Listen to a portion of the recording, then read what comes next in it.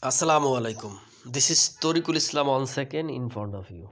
I hope you are fit and fine and you are practicing spoken English every single day. সুপ্রিয় শিক্ষার্থীরা কেমন আছেন?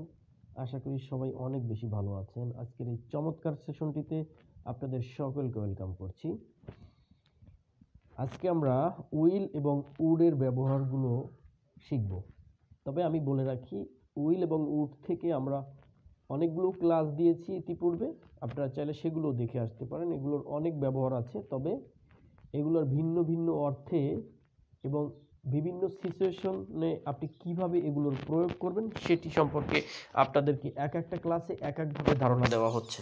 আজকে will এবং উডের এই ব্যবহারটি একেবারে চমৎকারভাবে আমরা একবারে শুরু থেকে কিভাবে এটির ব্যবহার হয় সেটি জানব। দেখেন, প্রথম সেন্টেন্সটা রয়েছে কি, আমি জানি তুমি আমার কাছে আসবে। এটা আমি জানি, আমি জানি তুমি আমার কাছে আসবে, ভবিষ্যতে আসবে। ভবিষ্যৎকে কেন্দ্র করে আমরা যখন কোনো কথা বলি তখন আমরা কি বলি? উইল। এটা আমরা সবাই জানি। তাহলে সেন্টেন্সটা কি হচ্ছে? আই নো, আমি জানি, ইউ উইল, তুমি আসবে, কাম টু মি, আমার কাছে, কাম টু মি, আমার কাছে। ঠিক আছে, আই নো, আমি জানি, you will come to me, আমি জানি তুমি আমার কাছে আসবে। আসবে ভবিষ্যতে, বোঝা গেছে? এখানে কাম মানে আসা, টু মি আমার কাছে, কাছে। কথা আগে ভালো করে, টু এর কিন্তু কয়েকটা অর্থ রয়েছে। টু একটা প্রিপোজিশন। তে তে আছে, এটার ব্যবহার যখন আসবে তখন আপনারা দেখতে পারবেন এই টু এর অনেকগুলো ব্যবহার আছে। এই টু প্রিপোজিশনটির কয়েকটি অর্থে এর ব্যবহারটি হয়ে থাকে। হ্যাঁ, তাহলে আমি কি বুঝলাম? এখানে উইলের যে ব্যবহারটি সম্পর্কে আমি আলোচনা করছি। আই নো, আমি জানি, ইউ মানে তুমি, আপনি, আপনারা, আমি জানি আপনি আমার কাছে আসবেন। এটি বড়দের ক্ষেত্রে আপনি ইউজ করবেন এবং ছোটদের ক্ষেত্রে তুই অথবা তুমি। এই ইউ থেকে কিন্তু তুই, তুমি, তোমরা ইত্যাদি ইত্যাদি ব্যবহৃত হয়। এগুলো আমরা জানি, আমি একটু ডিটেলসে আলোচনা করছি। এই ক্ষেত্রে অনেকে রয়েছে যারা এটি সম্পর্কে জানে না, তাদের জন্য আমি কাউকে ছোট করছি না। তাহলে আই নো, আমি জানি, you will come to me, আমি জানি তুমি আমার কাছে আসবে। এখন উডের ব্যবহার সম্পর্কে আমরা জানবো। উড হচ্ছে উইলের পাস্ট ফর্ম। উড হচ্ছে কি? উইলের পাস্ট ফর্ম। ব্যবহারটি আমরা জানি, তারপর দেখবেন। আমি জানতাম, আই নিউ। নো মানে জানা, নো এর পাস্ট ফর্ম হচ্ছে নিউ। আই নিউ, আমি জানতাম, you would come to me, আমি জানতাম এটা কিসে? অতীতে জানতাম, রাইট? আমি জানতাম অতীতে, এই জন্য কিন্তু উড বসিয়েছি আমরা। এই উইল এবং উডের যে একটা আলাদা ভিন্নতা অর্থে আমরা ব্যবহার করেছি, এটা কিন্তু পাস্ট ফর্মে রয়েছে উড, অর্থাৎ উইলের পাস্ট ফর্ম হচ্ছে উড। আই নিউ, আমি জানতাম, you would come to me, আমি জানতাম তুমি আমার কাছে আসবে। আমি কখন জানতাম? অতীতে জানতাম। বোঝা গেছে? আমি অতীতে জানতাম, এর জন্য কিন্তু উইলের ফার্স্ট ফর্ম উড বসেছে। আশা করছি বুঝতে পারছেন। হি টেলস মি দ্যাট, সে আমাকে, হি টেলস মি দ্যাট, সে আমাকে বলে যে, টেলস মানে বলা। তাহলে হি টেলস মি, সে আমাকে বলে, দ্যাট যে, হি উইল বাই আ কার, সে একটি গাড়ি কিনবে। বাই মানে কেনা। হ্যাঁ,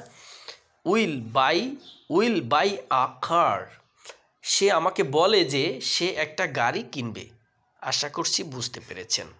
এখন দেখেন, এখানে রয়েছে হি টোল্ড, সে আমাকে বলেছিল। হি টোল্ড মি, সে আমাকে বলেছিল, অতীত। টেলের পাস্ট ফর্ম হচ্ছে টোল্ড। বুঝতে পেরেছেন? আচ্ছা, আমি এই পাস্ট, প্রেজেন্ট, পাস্ট, ফিউচার এগুলো নিয়ে এত মাথা ব্যথা করার দরকার নেই। জাস্ট আপনি সেন্টেন্সগুলো প্র্যাকটিস করে যান। হ্যাঁ, দেখে পড়ে যাবেন, মুখস্থ করার দরকার নেই, দেখে বারবার পড়ে যাবেন।